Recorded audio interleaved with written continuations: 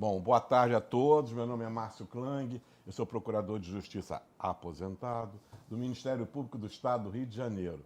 E este é o projeto Personalidades do Ministério Público, através do qual a gente entrevista pessoas, colegas que se notabilizaram nas suas respectivas atividades.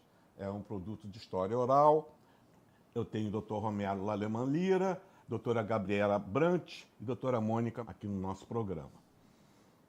Romero, quem é Romero Laleman Lira? Boa pergunta. Isso é psicanalítico, né? Tá certo. Difícil, é um desafio essa pergunta. Mas, enfim, como pessoa, eu sou uma pessoa muito simples.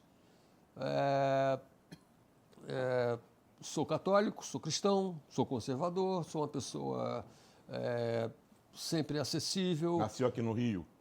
Como? Nasceu no Rio de Janeiro? Nasci no Rio de Janeiro, Brasil, embora tenha nacionalidade portuguesa e americana, mas nasci nessa cidade maravilhosa. Enfim, eu sou uma pessoa muito simples, acessível, tranquila. Eu passei a minha infância em Copacabana, a juventude em Ipanema. Que coisa estudei desagradável. Uma coisa horrível. No Colégio Santo Agostinho, no Leblon, péssimo. E fiz vestibular e estudei na PUC.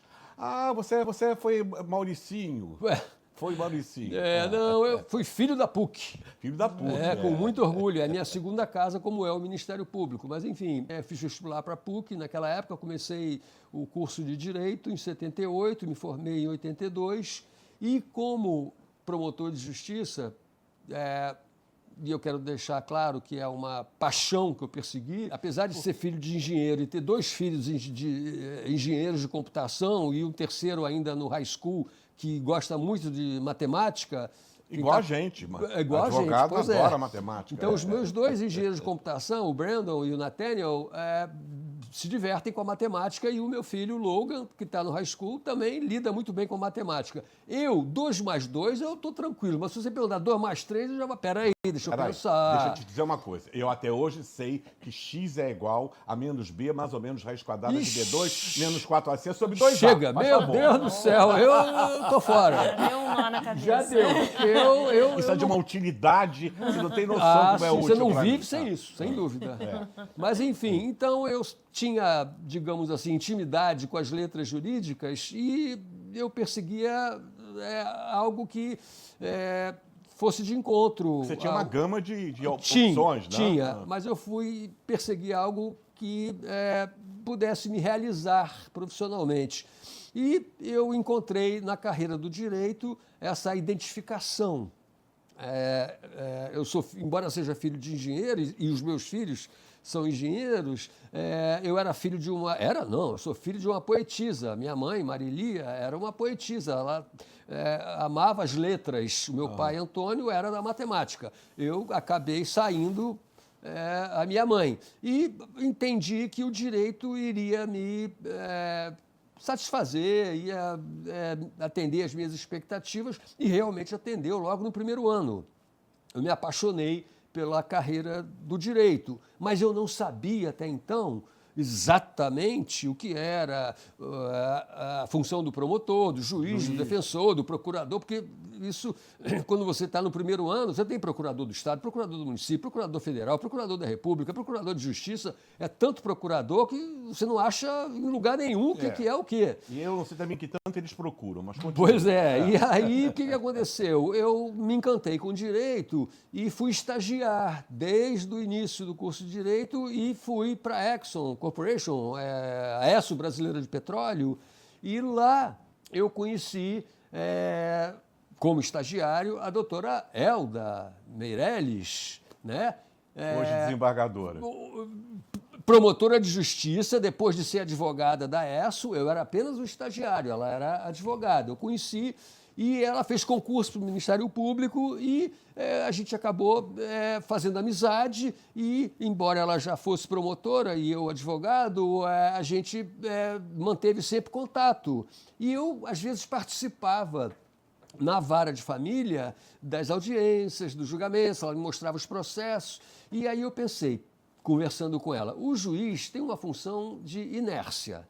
Eu sou uma pessoa que... Eu sou mais do que dinâmico, eu sou impulsivo. Eu me fala alguma coisa que eu vou resolver. Como só- promotor, eu podia tanto sustentar a acusação, como arquivar o procedimento investigativo, como, enfim. Tem uma liberdade muito maior. Tem. O promotor de justiça, na verdade, não é um órgão de acusação sistemática. Ele é um órgão de defesa da sociedade. Embora as pessoas façam confusão, porque assistem novelas e lá o promotor está acusando, condenando. O sistema americano não tem nada a ver com o nosso. Não tem, até porque lá é por Estado. E aqui você tem Federativo.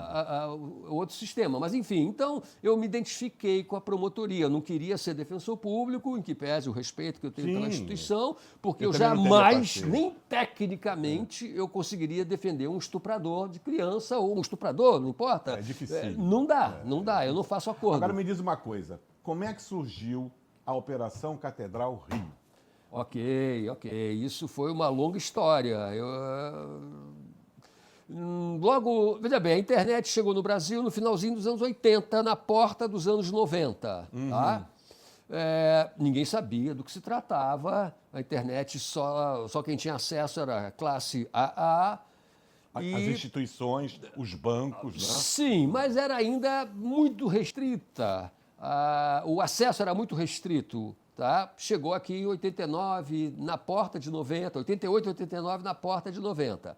Muito bem, no início dos anos 90, com o advento da internet, ela foi, digamos assim, passou a ser acessível. Né? Ocorre que, assim como foi acessível para as pessoas do bem, passou a ser acessível para as pessoas do mal. Infelizmente. Né? Mas o fato é, ninguém sabia o que era crime cibernético no início dos anos 90, nenhuma instituição, nenhum órgão, aliás, nenhum país do mundo Sabia o que era aquilo, né? sabia o que era um crime cinético. Nem eu. Quando começaram a chegar as denúncias no Ministério Público, e as primeiras foram para a Coordenadoria da Infância e da Juventude, a coordenadora da Infância e da Juventude, doutora Maria Amélia Peixoto, minha irmã, ela, porque não tinha o poder de investigação que o promotor criminal da Central de Inquéritos Policiais tinha, ela encaminhou para a Central de Inquéritos. E a coordenação da Central de Inquéritos, na época, me consultou, depois de ter consultado vários outros colegas, se alguém entendia de investigação cibernética. E ninguém queria colocar a mão naquela, era assim, um monstro naquela de complicação. 7 cabeças. Era. Né? E aí, vou te dizer, eu sabia alguma coisa? Não sabia nada. O que fez a diferença foi o seguinte, eu chamei para mim a responsabilidade e eu não sei, mas vou passar a saber. Não interessa, o que eu não vou aceitar, eu vi aquelas denúncias, aquelas reclamações, aqueles pedidos de ajuda de pais, mães, com cenas dantescas, Isso com já aparecia isso. Olha, eu fico impressionado. Você não tem ideia. A gente está preparado como promotor de justiça para atuar contra grupo de extermínio, assassino, a gente ladrão. a gente tem condições mentais, físicas, intelectuais, mas você não está preparado para investigar crime contra criança, contra bebê, quando você vê um bebê que cabe na palma da sua mão sendo violentado por um adulto. É um negócio que não é humano, cara. Não é humano, sabe? É o que eu digo, o pedófilo, o predador, ele é o monstro contemporâneo. Tá? E o que acontece? Eu via aquelas cenas todas, aquelas denúncias todas, e eu consultei na época, em meados de 90, Polícia Civil, Polícia Federal, Polícia Militar, enfim, bati em várias portas, núcleo de informática do Ministério Público. Assim, né? Todo mundo, eu falei, escuta, eu preciso de um assistente técnico de informática, porque a minha formação é em ciências jurídicas. Eu preciso de um especialista avançado, pós-doutorado, se possível, em ciências de computação. Todo mundo olhou para mim, como? Não existe isso. Lunático.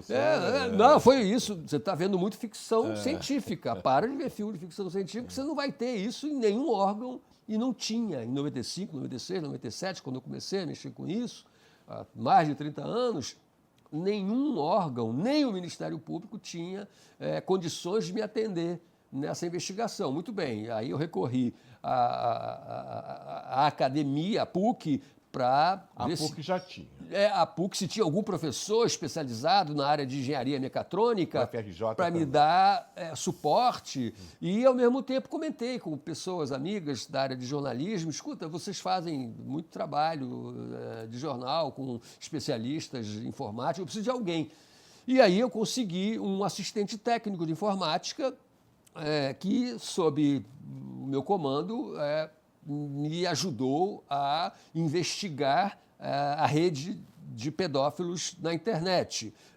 O curioso é que, naquela época, você não tinha essa divulgação durante o dia, você só tinha à noite e de madrugada. Então, eu passei anos do Ministério Público. Mas por causa de fuso horário ou porque era o horário? Não, porque naquela época, no início dos anos 90, meados dos anos 90, era uma coisa muito restrita. Estava começando a pedofilia na internet e isso era um fenômeno que acontecia só de noite, das madrugadas. Às 3 da manhã, né? Meia-noite, 1 hora, sempre de noite ou de madrugada. E eu tinha que passar as noites e as madrugadas na promotoria com um assistente técnico e eu orientava, olha, eu quero entrar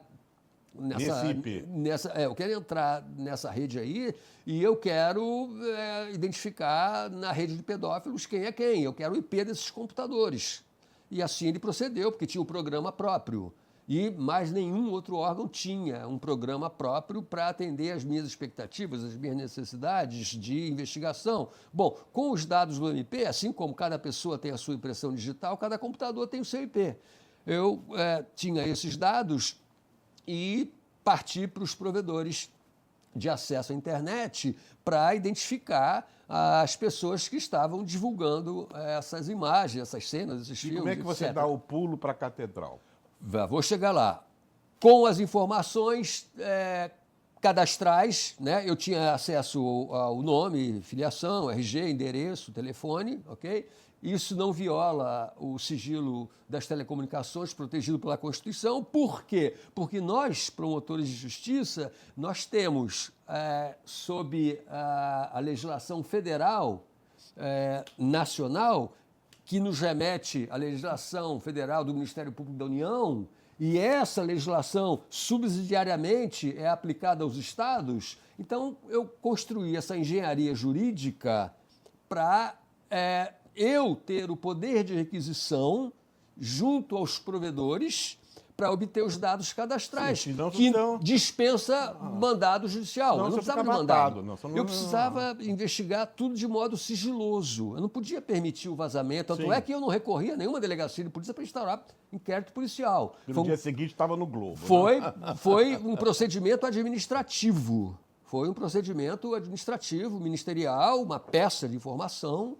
E era muito discutido na época se eu podia investigar, porque só a polícia podia investigar, e eu não queria saber, porque eu tinha o amparo da legislação federal conjugada com a estadual, subsidiariamente eu podia aplicar a federal ao Estado, e efetivamente eu promovi a investigação, o que foi muito criticado, etc. e tal, questionado, quando eu ia nos provedores, olha, está aqui, eu quero os dados cadastrais, conforme esse IP você tem aí. Ah, cadê o mandado? O mandado sou eu, está aqui.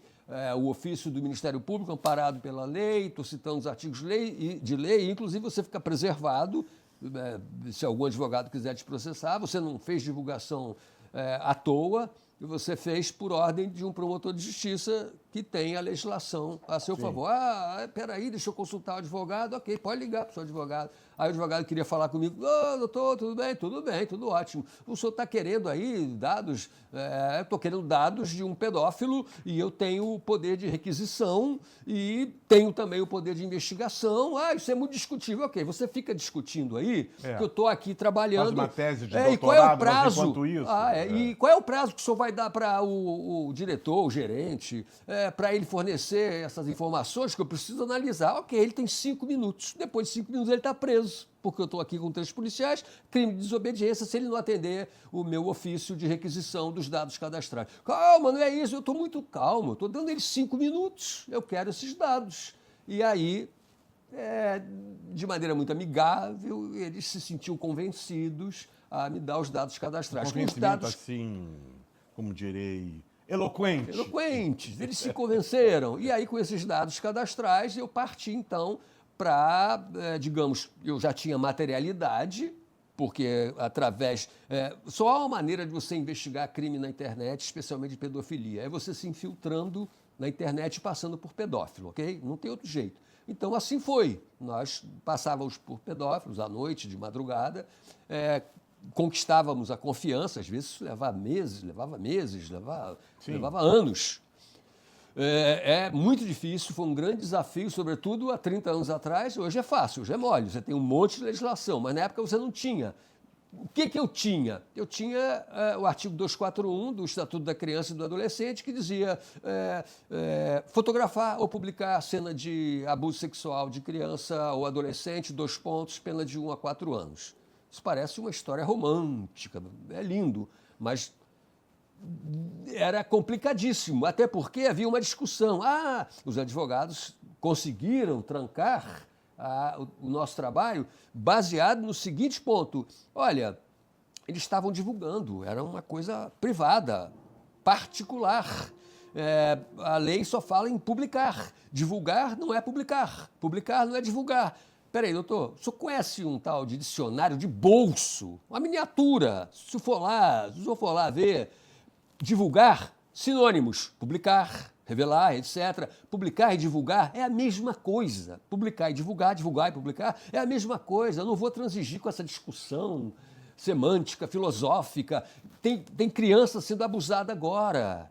Eu sou pai, na época eu era pai de 2 crianças, uma de 4 anos e uma de 2. Na verdade, quando eu comecei isso, eu só tinha um filho, com 2 aninhos. Depois veio o outro. E foi uma coisa que mexeu muito comigo emocionalmente. Muito, muito. Até hoje mexe. Eu revivendo isso, dá um nó no estômago que você não imagina. Por que eu atribuí a esse trabalho de investigação a denominação Operação Catedral? Concomitantemente ao trabalho que eu estava desenvolvendo no Rio, a Europa e os Estados Unidos, 12 países da Europa e os Estados Unidos, estavam investigando uma rede que se chamava Clube do País das Maravilhas. Coincidentemente, nos mesmos anos que eu estava investigando aqui. Lá estava acontecendo. Mas não havia uma comunicação. Muito bem, eles estavam fazendo a investigação deles e o Ministério Público do Rio de Janeiro, através da promotoria da qual eu era o titular, eu estava fazendo também. E qual foi o meu objetivo? Em 98, eles soltaram essa investigação e a imprensa mundial divulgou. Operação Catedral, nos Estados Unidos e na Europa, revelou uma rede de pedofilia, de abuso de crianças e adolescentes. E aí me veio a ideia, peraí, eu vou fazer a Operação Catedral Rio, para que o mundo saiba que eu estou conectado com essa ideia da Operação Catedral. Aí você pode me perguntar, mas por que catedral? Segundo eles, eu apurei, eles entenderam que era uma investigação tão complexa, com tantas fases, que levava à imagem de uma catedral. Era muito complicado você investigar, você tinha que ir por níveis, até você chegar lá em cima, no cara que produz, no cara que faz aquela filmagem, ou aquelas fotos. E aí eu falei, ok, vai ser Catedral Rio. Eu vou mostrar ao mundo que nós estamos integrados, nós estamos atentos a esse fenômeno, a essa novidade. Porque eu vou te dizer, no início dos anos 90, nenhum país, nenhum promotor de justiça de nenhum lugar estava preparado para enfrentar essa nova criminalidade. Nem eu. O que eu posso dizer pioneiramente fiz foi aceitar a responsabilidade de começar a investigar, porque foi um caso que mexeu muito comigo, demais. Posso imaginar. E aí eu aceitei a responsabilidade e parti para cima. Agora é a doutora Gabriela Brandt. Quem é Gabriela Brandt de Oliveira? Então, pergunta complexa, né? Até porque eu acho que não existe uma, né? Ao longo da nossa existência somos tantos, né? E ainda seremos tantos. Mas acho que existe uma que sempre existiu, né? Aquela que nasceu em Brasília, em meados da década de 70, filha... da Berenice e do Fernando, 2 funcionários públicos do Banco Central, irmã da Luciana, que é médica, do Guilherme, que é pedagogo e professor, tia da Maria, de quem também sou madrinha, Catarina, Anitta, casada com Alexandre, e não tenho filho humano, mas tenho a Fugata, a minha pet, que me dá tanto trabalho, imagino Eu posso imaginar. quanto uma criança. Me diz uma coisa, você estudou o ensino fundamental lá em Brasília? Então, eu estudei em Brasília, né, numa escola chamada Santo Antônio. Eu fiquei em Brasília até os 12 anos. Aos 12 anos, meus pais foram transferidos para o Rio, né, pelo Banco Central. E aí eu vim para Niterói, mais precisamente. Estudei no Instituto Gay Lussac primeiro e depois o ensino médio eu fiz no Instituto Abel. Claro. Instituto Abel, quem estudou não é de Niterói. E não está no judiciário, né? Porque assim, metade do judiciário é filho, né, do Instituto Abel. Eu acho importante dizer, né, que eu me sinto uma pessoa extremamente privilegiada por ter uma família, né, principalmente quando a gente está falando desse assunto, né, de crimes sexuais, em que a família muitas vezes está envolvida nisso. Então, eu me sinto assim, uma privilegiada de ter nascido numa família estruturada emocionalmente, né? Eu falo que a gente é aquela grande família, muito unida, muito agitada, briga, mas depois se resolve, mas que pôde me dar uma estrutura de princípios e de valores que são o meu verdadeiro alicerce, que me permitiram chegar até onde eu cheguei, né, mantendo sempre ali a retidão, o caráter e conseguindo... por que o direito e por que o Ministério Público? Então, enfim, acabei no Instituto Abel, entrei na Faculdade Federal do Rio de Janeiro, em 92, né, como boa virginiana, sempre muito rigorosa, ali muito certinha. Com pouco tempo eu tive uma decepção com a faculdade, porque não era exatamente, né, o que eu esperava. Eu morava em Niterói, pegava um trânsito danado para chegar, chegava lá, muitas vezes não tinha aula. E aí, já no meio da faculdade, eu comecei a estudar e resolvi que eu iria para a área fiscal. Fui muito bem. Quando eu fiz o vestibular, eu passei muito bem em física e matemática, então eu tinha uma facilidade com números, né, diferentemente curioso da média das pessoas que buscam direito. Normalmente, são matérias odiosas. Pois é, e aí eu comecei a estudar para a área da fiscalização, era o meu desejo, ser auditora fiscal.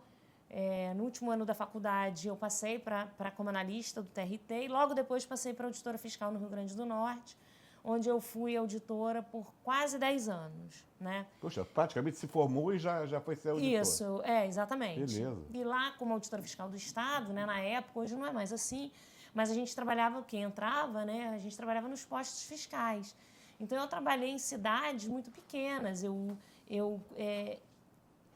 dormi em rede, eu tomei banho de cuia, usei cuia para tomar banho, porque eu trabalhava no sertão, né, muito nova, não pegava obviamente celular, eu ligava para minha mãe de orelhão, mas me deu uma humanidade diferente, porque eu vivenciei uma realidade muito diferente da minha. Né, então, eu acho que me acrescentou muito como ser humano essa minha experiência no Rio Grande do Norte. Mas sempre gostei muito de estudar, e aí eu fiz uma pós-graduação em Direito Tributário, fiz uma escola da magistratura.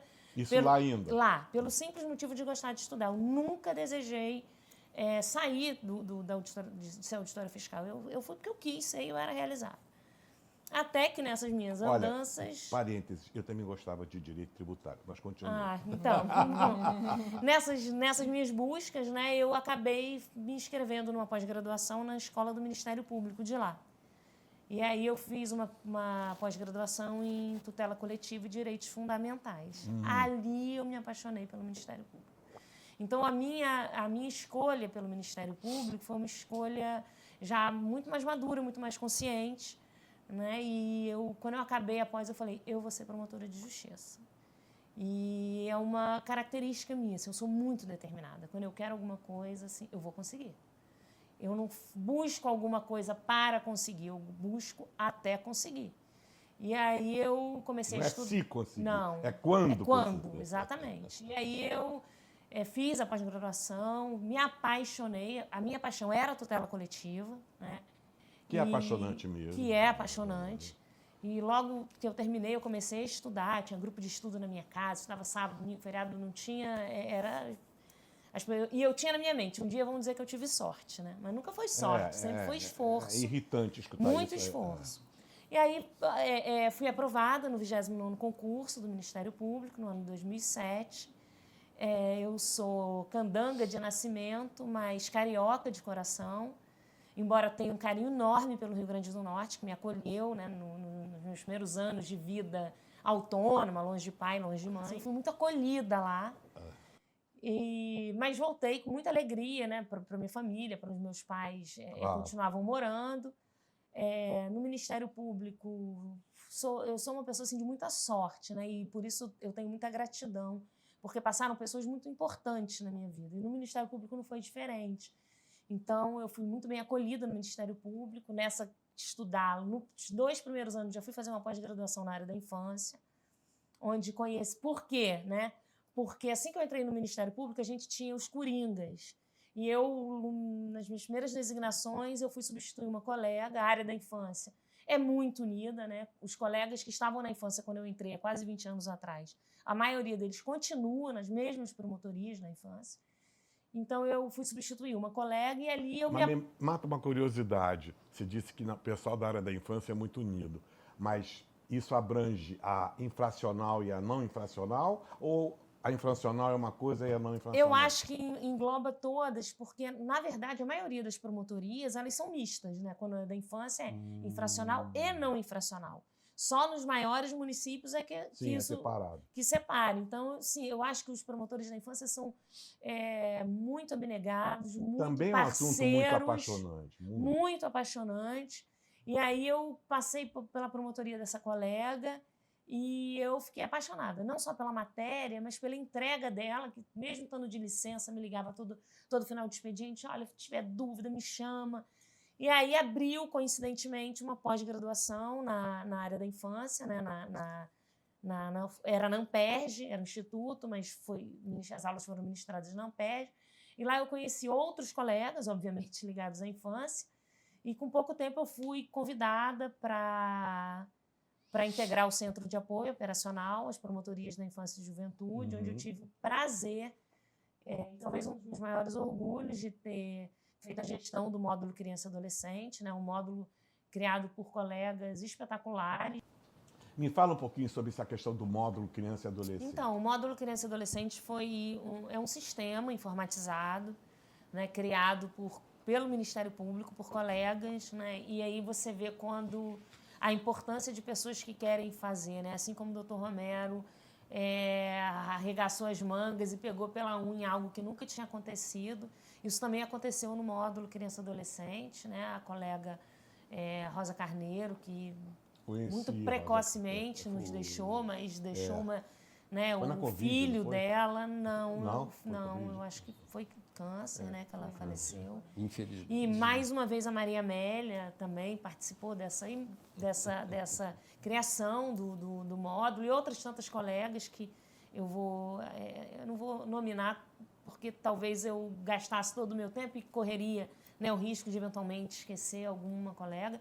Mas esse é um módulo que hoje monitora todas as crianças acolhidas no Estado. E ele consiste exatamente no quê? Ele consiste em monitorar, em cadastrar todas as crianças acolhidas, crianças e adolescentes acolhidas no Estado do Rio de Janeiro, e, através das suas funcionalidades, permite cobrar do Ministério Público e dos demais integrantes da rede do sistema de garantias a efetivação de políticas públicas, né? Então, então é um programa que detecta o momento que a criança entra no sistema e acompanha aquela criança. E acompanha. Então, por exemplo, a cada 2 meses, uma criança entrou num abrigo, né? Entrou numa instituição de acolhimento. A cada 2 meses depois, se o Ministério Público já não tiver ingressado com um processo em favor dessa criança, porque toda criança que está acolhida, ela está com direito violado, pelo menos o direito à convivência familiar e comunitária, né? Então, estando com o direito violado, tem o Ministério Público, né, responsável por salvaguardar os direitos e as garantias dessa criança acolhida, tem que entrar com uma ação, né? Seja uma ação contra o pai, seja uma ação contra o município, porque a casa caiu. Então, a gente tem que, eventualmente, pode não ter ação cabível e você justifica, né? Mas existe todo um trabalho, e isso já está introspectado nos promotores da infância.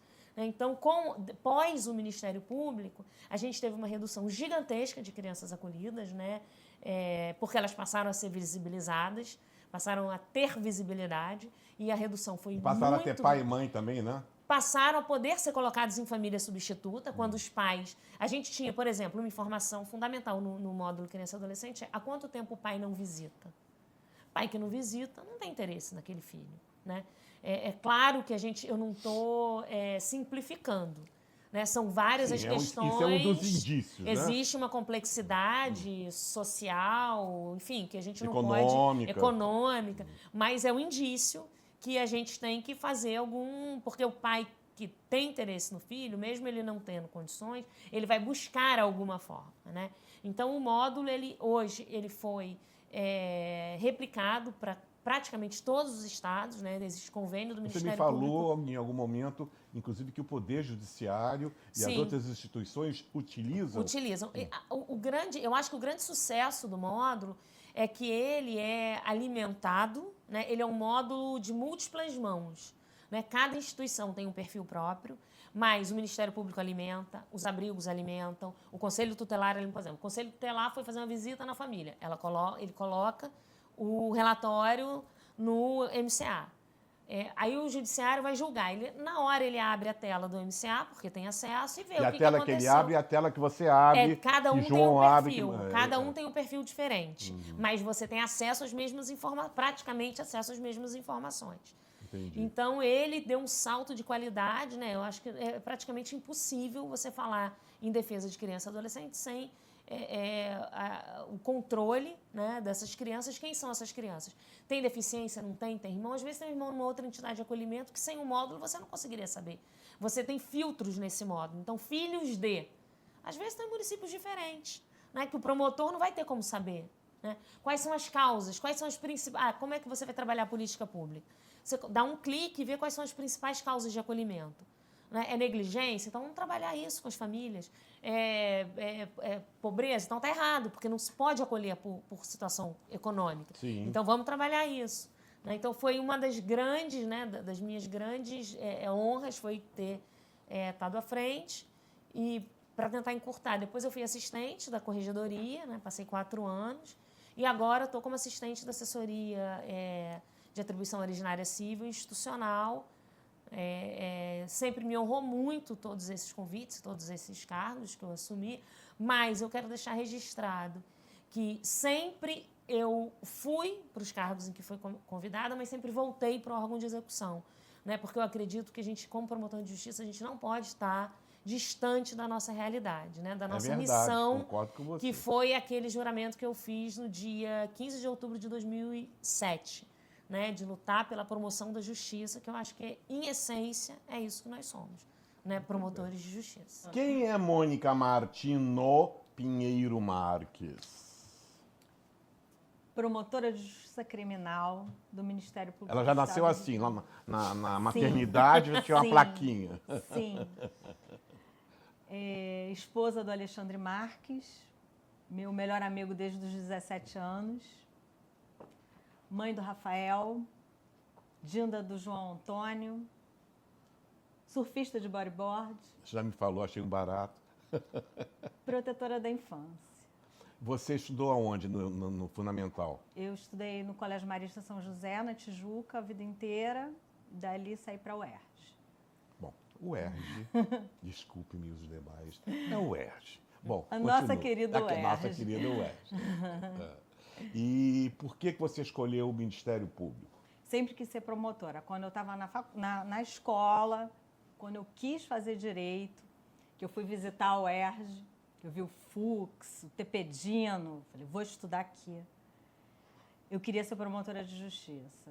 Então, assim... E você já tinha uma ideia, assim, tinha, mesmo que remota, do que era ser promotor no Brasil? Sim. Porque a gente está muito influenciado antes pelos filmes americanos, né? Também, você é culpada, né? Sim, aquela mas coisa. também. Mas tinha ideia, acompanhava. Então, assim, o Ministério Público sempre foi meu objetivo. Tanto que eu passei, ainda no último período da faculdade, eu passei para técnico judiciário, TRF, fui assessora do juiz civil, doutor Alfredo França Neto, na 30ª Vara Civil da Justiça Federal, e continuava estudando. Fiquei lá 3 anos e fazendo concurso sempre para o Ministério Público. Então, sempre quis ser promotora e sempre quis ser promotora criminal. Tanto que a minha primeira designação foi o júri de Bangu. Meu Deus do céu. Você é corajosa. Doutor Glioche era o movimentador, ele colocava a gente numa sala, ia chamando pela classificação, eu muito bem classificada, júri de Bangu. Aí todo mundo achava que ninguém ia querer, a maluca levantou a mão. Júri de Bangu, eu quero. Me diz uma coisa, e como é que surgiu, como é que é desenvolvido o projeto Educar é Proteger? E como é que ele é recebido pelas crianças e pelos responsáveis das crianças? Está aqui o cartaz, banner, né, banner. do projeto. Mais ou menos no final de 2021, eu comecei a me incomodar muito, porque a gente trabalha na área de investigação penal, a gente trabalha na área repressiva. Então, a gente já recebe a criança... Você trabalha na PIP. Trabalho na PIP. Minha promotoria é de investigação penal de Santa Cruz, que eu pego a área de Santa Cruz e Guaratiba. E a gente atua em todos os crimes. Mas eu sempre tive um olhar especial para a infância. E aí me chamava muita atenção a quantidade de denúncias que eu ofereci no ano de 2021. Só na minha área, 70 denúncias relacionadas a criança e adolescente vítimas de violência sexual. Que horror. Lá são 2 bairros. É um número, assim, Inconcebível. enorme.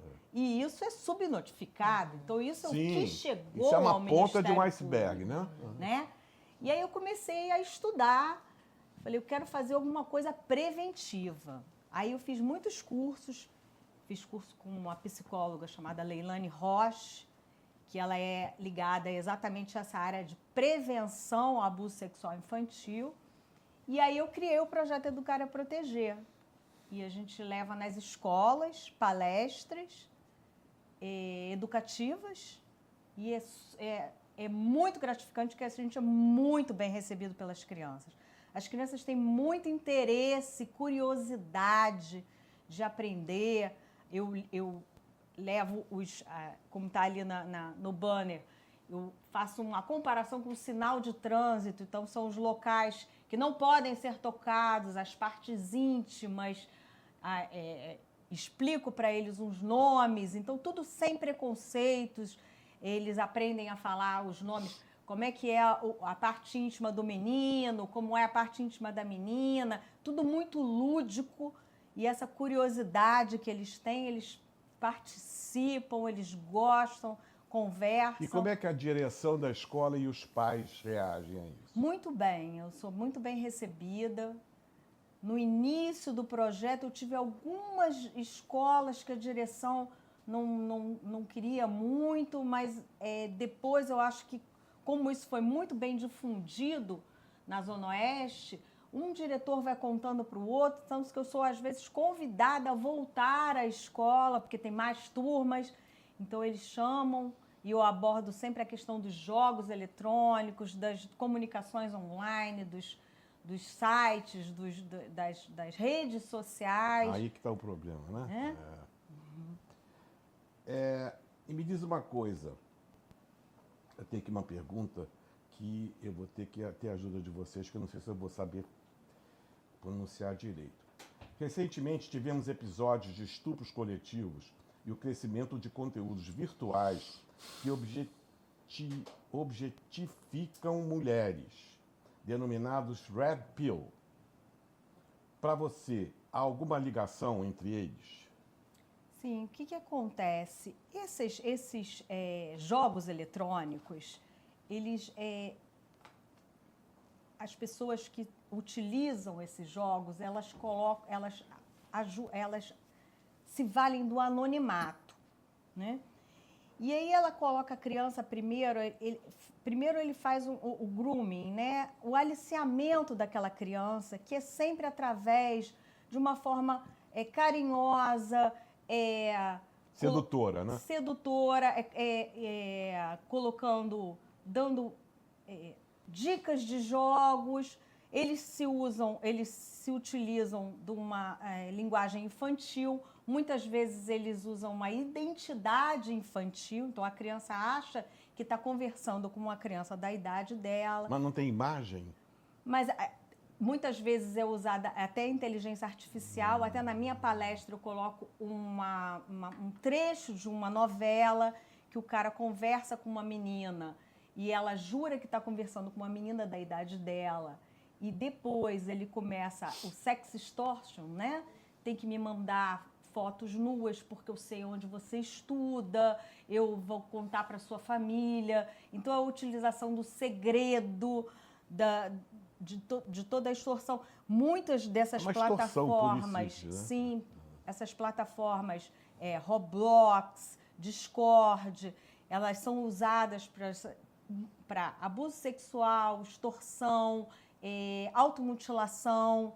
Então, hoje, no Roblox, que é uma plataforma que é utilizada muito pelas crianças, existe agora uma proibição dos chats, que os chats eram abertos, eram comunidades abertas e as crianças não tinham nenhuma fiscalização. Hoje tem o age checking, então a criança ela só pode entrar nos jogos, ela está aberta, ela pode conversar, ela pode jogar, mas para ela conversar com alguém tem que ter a checagem de idade. Então isso já melhorou um pouco. Já o Discord não, é uma plataforma... Já cria uma barreira, né? Já é uma outra plataforma que tem a gente tem mais dificuldade. O Ministério Público de São Paulo está tentando fazer acordos com o Discord, porque várias operações policiais no Brasil todo, os abusadores utilizam dessa plataforma para fazer estupros virtuais. Em 2023, um rapaz de 19 anos foi preso aqui pela uma investigação da DECAV, da Delegacia Especializada de Combate a Crimes contra Crianças e Adolescentes, crianças vítimas, né? E o rapaz tinha 19 anos e ele tinha uma rede de abuso sexual foi um dos grandes abusadores da atualidade, um rapaz de apenas 19 anos, que foi o King, que ele utilizava essa plataforma Discord, né? Então, assim... Essas coisas são... Em 2026, para ser exato, dia 17 de março, para ser exato, amanhã, entra em vigor o ECA Digital. Me fala um pouquinho sobre isso, vocês três. Quem quiser falar, fala. A pergunta é para os três. Agora é para todo mundo. Eu acho que vai ser um avanço importante, inclusive esse avanço que o Roblox já colocou como meta da plataforma do age checking, vai ser um avanço legislativo, porque essa legislação desse ECA digital, ele teve um prazo de 6 meses para entrar em vigor. Primeiro tinham marcado um período, depois marcaram uma data. Aí vai ser amanhã. Então, agora as plataformas vão ter maior fiscalização, né? Maior transparência. Então, a gente acredita que quem trabalha com a proteção à infância, isso vai ser um grande avanço. Uhum. Eu acho que em relação ao ECA Digital, ele atualiza, né, a proteção da criança e do adolescente para o nosso mundo digital de hoje, né? E para além dessas inovações que a Mônica já trouxe, eu acho que algumas coisas são importantes também. Por exemplo? Né? Por exemplo, o maior controle parental. Né? Antigamente se falava muito, mas os pais não podem entrar porque está invadindo a privacidade. Não existe privacidade em rede social. Né? No mundo digital não existe privacidade. O que a gente percebe hoje é que os pais têm muita preocupação no mundo físico e pouca preocupação no mundo digital. As coisas estão mudando, mas ainda é muito pequeno. Então, assim, o que a gente vê é uma super proteção. No meu filho não pode ir na esquina. Sim. Mas ele pode passar o dia inteiro no computador, trancado no quarto dele. Sabe-se lá com quem, sabe-se lá com quem, sabe-se lá como, sabe-se lá fazendo o quê. Então, eu acho que o chamado, né, apelidado de ECA Digital, ele vem com essa missão, né, de colocar luz nesse assunto, de trazer responsabilização para as plataformas. Agora, desculpe te interromper, mas já te interrompendo, como diria Jô Soares. A criança tem direito à intimidade. E o pátrio poder, onde é que fica? Pois Não é. existe. Quer dizer, a criança pode tudo e o pai e a mãe não podem nada. Exatamente, né? É isso? É pelo contrário, né? Hoje em dia já está pacificado que a negligência é uma forma de violação de direito. E a negligência digital também. Né? Então, assim, os pais podem ser responsabilizados pelo que seus filhos Não fazem. só pode como deve, né? Exatamente. E como serão muito em breve, já começam a ser responsabilizados, né, civilmente, mas para além dessa responsabilização civil, eu acho que o mais importante são as consequências que seus filhos podem ter. Então, não existe isso de privacidade. É importante que os pais saibam. Né? E aí, eu acho que é fundamental que, junto com esse código, com a publicação, né, do código, que foi em setembro do ano passado, e com o início do vigor a partir de amanhã, que os pais também passem a ser capacitados e compreender, porque a gente precisa do letramento digital para esses pais, para que eles possam compreender. Alguns pais sequer sabem mexer. Exatamente. Não, eles não têm ideia. Não e, tem assim, ideia. Essas plataformas, né, que tem esses chats de conversas privadas, o abusador, primeiro ele faz o grooming, ele faz o aliciamento. Então, é sempre lindo, maravilhoso, ele promete dicas de jogos, ele promete, no Roblox, por exemplo, ele promete Robux, que são itens que a criança quer. A criança quer uma faca do jogo. E depois ele pede o segredo, então faz parte do menino, do abusador. Depois ele pediu o segredo, então a criança ela está sendo levada e os pais nem sabem o que está acontecendo. Então, quando vai para a terceira fase, que já é a extorsão, propriamente dita, o abuso, o estupro virtual, a automutilação, a criança já está totalmente manipulada pelo abusador, Envolvida, né? Ela já passou informações sobre a vida dela, onde ela estuda, quem são os pais, e o abusador usa aquilo tudo. Então, uma coisa que eu sempre falo nas minhas palestras, a culpa nunca é da criança, a culpa nunca é de vocês são inocentes, vocês vão aprender a se proteger. Por isso que eu acho que eles ficam tão interessados e existe aquela curiosidade, como eu vou me proteger? Né? Me diz uma coisa, e dentro do mundo vamos dizer, dos provedores, não, mas das plataformas. Obrigado.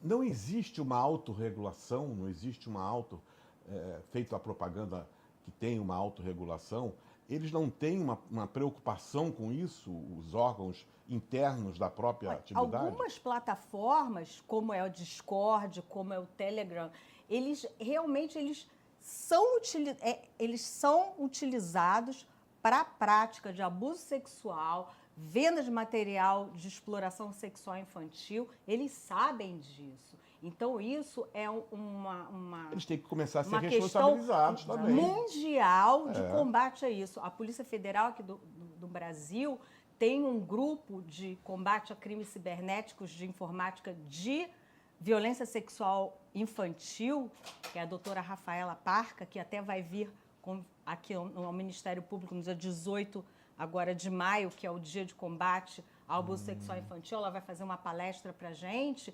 Eles têm essa interação mundial de tentar trazer com que essas plataformas tenham a obrigação de combater esse tipo de crime. Né? Mas o Estatuto do ECA Digital, ele dá o primeiro passo, porque primeiro agora já passo, tem uma agência, né, um agente regulador em relação a isso, já tem previsão de multas, já tem alguma retirada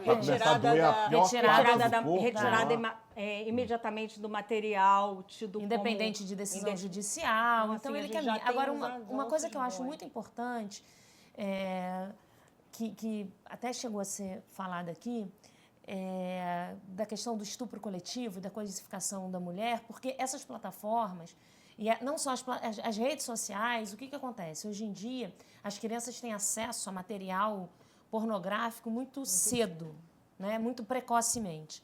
muitas vezes elas nem estão procurando por isso. E aí, mais uma vez, a responsabilização dessas plataformas. Às vezes elas estão fazendo uma pesquisa da escola sobre educação sexual. E aí o algoritmo, ele, começa a mostrar para ela e chamar pela curiosidade material pornográfico, que obviamente que a criança vai ter curiosidade, então ela está consumindo um material que não é apropriado para a idade dela, que são cenas, às vezes, de sexo explícito, cena que coisifica a mulher, que não dá noção da realidade das relações. E aí existem estudos que sinalizam que hoje o grupo mais misógino que existe é o grupo de adolescentes. Muito mais do que adultos, muito mais do que idosos. Por quê? Porque eles estão tendo acesso a um conteúdo inadequado, um conteúdo que não é real, né? Filmes pornográficos. O grupo que é mais misógino é o de adolescente. E aí justifica Agora eu vou muito... falar, não estou entendendo.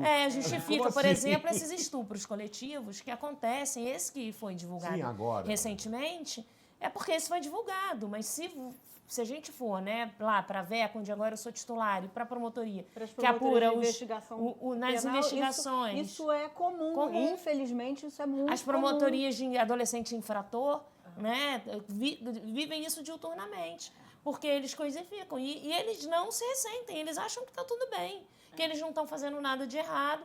Por quê? Um dos motivos, né, falam os estudos... Ou em Saturno? Recentemente, teve até uma operação da Polícia Civil, na semana retrasada, que prendeu um sujeito que era o produtor de um baile funk dentro do Roblox, que é essa plataforma de jogos que a garotada hoje usa.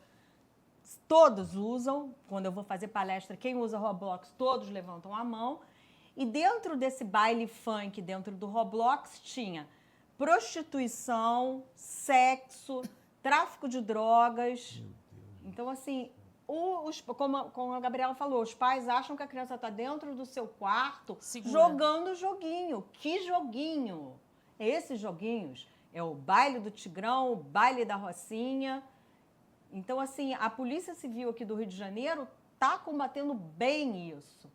Mas, assim, prendeu mas amanhã o outro já vai estar lá. Isso quer dizer, é uma coisa mega. Então, assim... E o poder público não vai conseguir dar conta sozinho, né? O artigo 227 da Constituição fala que quem é responsável pela criança, pelo adolescente, são família, Estado e sociedade. Então, se a gente não se apropriar disso e não entender, né, que você não cria e não cuida de uma... Para você criar e cuidar de uma criança, né, tem um ditado que fala, você precisa de toda uma aldeia. Porque todos nós temos que estar implicados com isso, temos que estar atentos. E as crianças e adolescentes, elas dão sinais, porque esses crimes, na maioria das vezes, eles não deixam marcas visíveis. Né? Lá, quando já está na automutilação, você ainda consegue ver. Mas, por exemplo, quais são os sinais? Mudança de comportamento brusca. A criança quer se isolar, não é se isolar porque não quer sair com o pai e com a mãe, mas ela não quer sair mais com aquele grupinho que ela queria sair. Está o maior calor, ela está o tempo inteiro de casaco porque ela já está, né, se automutilando. Então, os pais, a sociedade, a escola, por isso que assim... Você está falando de que faixa etária? De criança a adolescente, 8, 9, 10, 12, 15, né? Esse projeto da Mônica, eu acho que ele... né, ganha uma relevância ainda maior, porque é isso, né? Educar é proteger.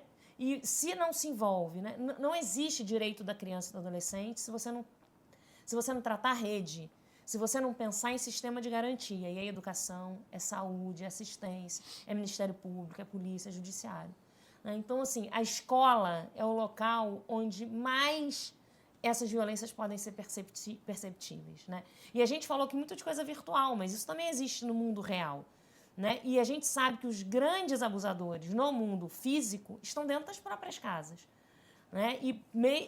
Por quê? Porque tem contato constante, porque a mesma coisa, né? O grooming, você dá um presente, você oferece uma ajuda para uma família que é carente. A gente viu recentemente um piloto preso, como é que ele se aproximava? Né, se aproximou da avó de um, oferecia ajuda, e aí vai convencendo uma amiguinha a trazer a outra, porque dá bala, porque dá um telefone. E como eu tinha comentado, né, no relatório anual de segurança pública do ano passado, 95% dos casos de abuso sexual no Brasil são de pessoas conhecidas da Sim. criança. E dos quais 75% é dentro do núcleo familiar. É um número, assim, Não, isso é de uma assustador. E é de uma né? perversidade, porque quando você você sofre alguma coisa na rua, você... O que você quer? É voltar para sua casa, onde você se sente protegido. Só que 95%, né, próximo e 70% dentro da sua casa, para onde essa criança volta? Para o lugar do abuso? Né? A despeito do Estatuto da Criança, desde 1990... Eu faço essa pergunta, e para onde ela volta? Então, desde 1990, o Estatuto já dispõe, né, a possibilidade do afastamento cautelar do agressor. E isso se repetiu. Na lei Henri Borel tem isso, na lei da escuta protegida tem isso, mas parece que a gente tem uma dificuldade de entender que é o agressor que tem que sair. Porque quando você tira a criança de dentro de casa, primeiro, você dá o recado que ela errou, não é o agressor que está errado. Segundo, o agressor se mantém no núcleo familiar, ameaçando a família, dizendo, olha, se eu sair daqui vocês vão passar fome, eliminando as provas que eventualmente podem estar dentro da casa. Né? A criança fica responsável por ter desestruturado todo aquele núcleo familiar que passava a aparência de ser um núcleo perfeito, a família margarina, porque os abusadores, eles são, via de regra, pessoas acima de qualquer suspeita. Não são, o abusador sexual, o predador sexual, ele não tem cara. Não é aquele que você fala, não, peraí, eu vou me proteger dessa pessoa. Pelo contrário. Né? Ele convence a sua família que ele pode fazer, ele conta com a proximidade física, ele conta com uma prevalência emocional, ele é sedutor. No ano passado, a gente prendeu um abusador que atuava dentro de um abrigo infantil. Então, aquelas crianças que já estavam sendo ali super sofridas, todas com problemas... A raposa dentro do galinheiro. E antes, a gente já estava fazendo a investigação, até que foi assim, tempo recorde de parceria com a promotoria da infância, Gabriela, minha colega da infância, e a gente recebeu essa notícia que uma criança teria sido abusada dentro do abrigo, fizemos a produção antecipada de prova na VECA, então, em tempo recorde, a gente ofereceu denúncia e pediu prisão. E eu fui nesse abrigo fazer palestra, porque eu queria ver a dinâmica. Ele já estava afastado, obviamente, a criança também não estava mais lá. E o que eu recebi dos funcionários, da direção, nossa, mas ele era uma pessoa tão querida. Mas é exatamente. O abusador estelionatário, o abusador é o estelionatário. Ele é um estelionatário. Ele é um estelionatário. Ele é o tio legal, ele é o vovô que dá bala, ele é a pessoa, é o vizinho.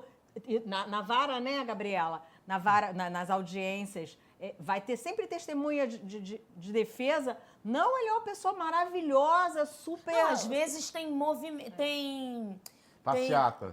Eu tive um caso em Barra do Piraí, quando eu estava na promotoria criminal, que era isso, o cara, ele trabalhava num posto de saúde e final de semana ele levava a criançada porque ele era o único que tinha piscina em casa. Mas teve manifestação na porta do fórum. A quantidade de testemunha que ele tinha era uma coisa inacreditável e tinha passeata. Eles querem desqualificar a criança, A o vítima. testemunho da vítima, né, da criança. Só que os estudos falam que só 5% de quando uma criança relata que foi abusada sexualmente tem alguma influência negativa de alienação parental, falsa memória, alguma coisa. Os 95% das vezes é verdade. Então a gente tem que sempre acreditar na criança. E quando é verdade, não foi a primeira vez. Por isso, porque eles são tão envolventes que é difícil a criança romper o pacto de silêncio, porque eles já estão ameaçando. Tem medo, claro. Eles se acham culpados, porque o abusador fala, você gostava, você quis, era carinho. Até na minha palestra eu tenho uma musiquinha que eu falo, carinho não pode ser segredo, carinho não pode te dar medo. Porque é exatamente isso. Se é carinho, não pode ser segredo. Se é segredo é porque é ruim. Né? Então, o toque bom, o toque ruim, eu explico isso tudo para eles. Doutor Alemã, o que Vossa Excelência tem a dizer sobre isso? Bom, com certeza a chegada, o advento do Estatuto da Criança e Adolescente digital, né, nesse 17 de março de 2026, é um grande avanço. Porque quando eu lidava com esse fenômeno, sobretudo da criminalidade na internet, eu só tinha o artigo 241 do Estatuto da Criança e Adolescente de 1990, que dizia simplesmente, né, fotografar ou publicar cena de abuso de sexo de criança e adolescente, ponto. Eu não tinha mais nada, então eu tive que inventar um modus operandi para chegar ao pedófilo. E foi muito bem colocado pelas colegas, uma coisa que eu sustento desde o início dos anos 90. O fato do seu filho estar dentro de casa, com a porta fechada, e você está ali do lado dele, e ele está no quarto, protegido, dentro de casa. Entenda o seguinte, a internet é uma porta aberta para o submundo da criminalidade. Então, essa pseudoconsciência de que o meu filho está em casa, está lá no quarto, está tranquilo, ele está protegido. Não está, não. E veja bem, quando a família, que é, no meu modo de ver, a principal responsável pela criança, quando ela falha, quando ela não está presente, quando ela não cuida, pode ter certeza que vai ter um predador para cuidar. E depois simplesmente dizer que a justiça falha, a polícia falha, espera aí, a responsabilidade é de todos nós, começando pela família, pela educação, pela prevenção. Então você tem que conversar com o seu filho e explicar para ele que, olha, cuidado, porque tem predadores que estão se passando por criança, usam a inteligência artificial para mostrar uma imagem de que são dóceis, crianças, etc., né? E quando não é nada disso. Então, é muito importante você, como promotor de justiça, ter essa consciência e partir para uma investigação. Quando eu comecei lá, em 1990, era muito difícil. Lá se vão mais de 30 anos. Eu não tinha legislação, não tinha doutrina. E havia essa discussão. Promotor pode investigar? Só a polícia pode investigar. Não quero saber, promotor vai investigar. E ponto final. É uma das minhas funções, né? E eu tenho um compromisso social da proteção das crianças. Claro. Como eu digo, o Ministério Público não é simplesmente um órgão de acusação, é um órgão de defesa da sociedade. Então, essa história de que o meu filho está em casa, está tranquilo, está protegido, não está, não. Se ele está na internet, ele está na rua, ele está no submundo da criminalidade. Então, cuidado, porque é ali que estará um predador para aproveitar a sua falta de cuidado. A família é responsável, a justiça também. A responsabilidade é social. Não adianta, quando a família falha, responsabilizar a polícia, a justiça, tarde demais, porque o caso só chega à promotoria de justiça quando a família falha. Então, é preciso ter essa consciência. Cuidado. Desde o início dos anos 90, eu já sustento essa posição. Cuidado, o fato do seu filho estar em casa, se ele está na internet, ele está em casa em termos, porque, na verdade, a internet é uma porta aberta para o submundo da criminalidade, do tráfico. Você tem tráfico de pessoas, é uma coisa absurda. No início dos anos 90, ninguém via a internet com essa gama de crimes. Né? A internet nasceu, todo mundo via, é uma ferramenta extraordinária, e né? Mas, infelizmente, pessoas que não tinham boas intenções se infiltraram na internet. Você não imagina até que ponto vai a maldade humana. Eu volto a dizer, isso não pode ser humano. Um indivíduo, e eu quero aqui fazer uma observação, eu era preconceituoso, eu achava lá no início dos anos 90 que isso era coisa só de homem, e não é verdade, é coisa de mulher também. Eu identifiquei, sobretudo a classe que está no topo da pirâmide. A gente pôde identificar a Operação Catedral Rio 1 e 2, focalizou sobretudo moradores da Zona Sul do Rio de Janeiro, né? Todas as profissões. Sim, médicos, pastores, advogados. Tinha 1 ano de posse de promotor de justiça. Eu lembro que você chamou os colegas para cumprirem as buscas e apreensões. Sim. E aí depois todo mundo conversando, né? Os colegas conduídos. Mônica, você não acredita o que a gente viu. Que foi um grupo grande, né? Que cumpriu. Grande. Eu lembro. Foram né? muitos mandados de busca e apreensão. Foram. né? Foi muito complicado. E pessoas de todas as profissões, tinham médicas, Sim. e tinham mulheres, Tinham. né? Então, a Isso gente é ainda que é tinha impressionante. aquela Imagem, né? imagem de que pedofilia, Era que coisa de abuso homem. sexual era coisa de homem. E tem muita mulher Também. Ué, abusadora. O fato é que assim, a investigação que corria paralelamente à nossa investigação no Rio e que identificou uma rede de pedófilos, inicialmente a rede Orquídea, depois o País das Maravilhas, né? Como é que funcionava na prática? Se você quisesse aderir a essa rede, ser recepcionado por essa rede nos Estados Unidos, você tinha que disponibilizar algo em torno de 10 mil imagens, fotos ou filmes de crianças sendo abusadas. Muitas mulheres integraram essa rede, muitos homens principalmente, mas o que mais me chamou a atenção, me chocou,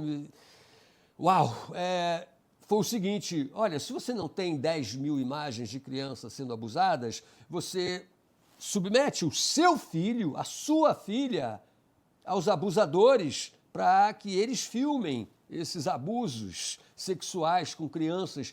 Então você via mulheres entregando o seu próprio filho, a sua própria filha, meu Deus, de 2 anos de idade, 3, 4, 5, 6, 7, a esses pedófilos para eles filmarem esses abusos.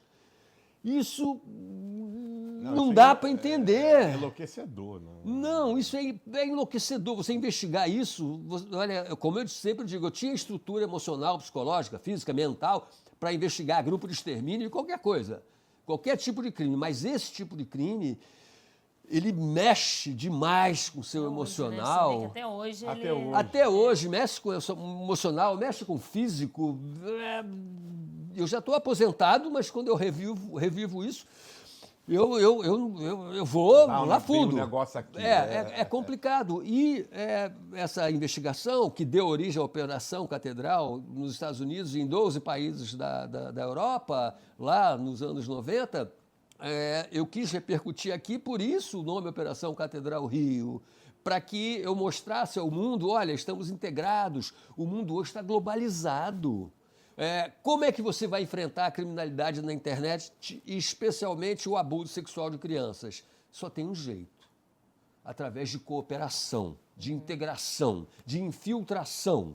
E é preciso que os países e as autoridades públicas, e eu tinha uma relação excepcional, especialmente com os Estados Unidos, sempre tive, no sentido de promover essa integração para combater a criminalidade e, politicamente, como se constrói essa mecânica de integração? Através de tratados internacionais, amigo. Você não tem outro caminho, você tem que promover, através de tratados internacionais, o intercâmbio, a integração, a colaboração das polícias e dos ministérios públicos mundiais. Olha, ainda estamos, desde 1990, quando a internet chegou aqui, 88, 89, e no Brasil deu os primeiros passos nos anos 90, até hoje a gente evoluiu muito pouco. Ok, o ECA digital, o Estatuto da Criança e Adolescente Digital, é um grande avanço, sem dúvida. 17 de março de 2026 é uma data muito importante, mas muito ainda precisa ser feito. Quero agradecer a vocês. Obrigado.